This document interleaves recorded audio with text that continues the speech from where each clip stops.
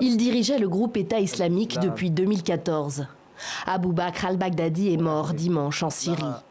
Son porte-parole, Abou Hassan al-Mouhadjir, était le seul autre cadre connu de l'organisation. Il aurait lui aussi été tué dimanche dans le nord de la province d'Alep. Qui peut aujourd'hui prendre la tête du groupe État islamique? La question est posée. Le problème n'est pas la succession.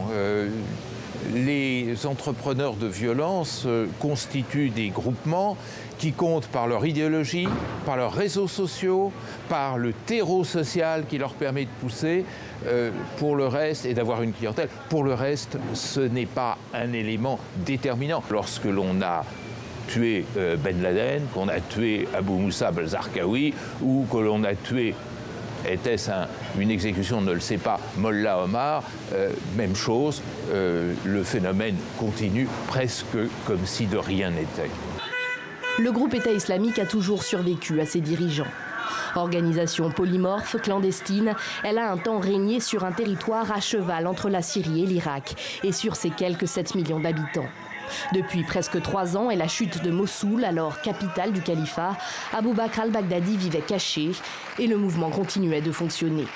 Des cellules clandestines du groupe djihadiste restent actives en Irak et en Syrie et des structures affiliées sévissent ailleurs, en Asie, en Afrique. Finalement, les profils de tous ceux qui ont dirigé ces formes d'organisation sont des profils très différents.